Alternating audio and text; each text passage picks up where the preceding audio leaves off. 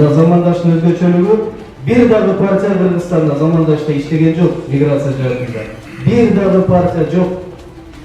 Жалгыз жапатырма ошо 2003-төн бери Раматылык Муктар агабыз эң биринчилерден болуп 2003-жылы баштаган.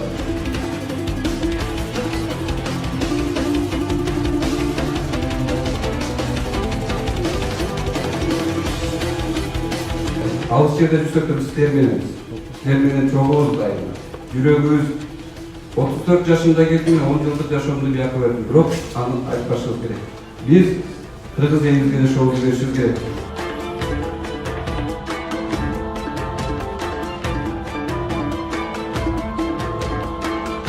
Замандаштын деле башындан абдан чоң окуя өткөн.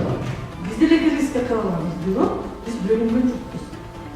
Бүтүндүк бар экен замандашта. Бизде мына Каспия чыныгы берилген адамдар көп экен биздечи. Биз ошол команда сакталып калдык. Мен ошончо сыймыктанам бул партияны деп.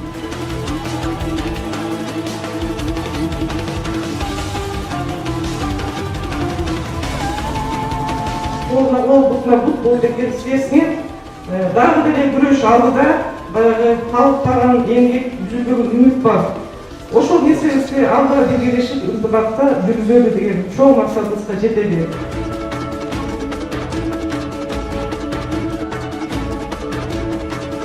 Чеңсоого бийтеп чыкса кыргыз кезүү.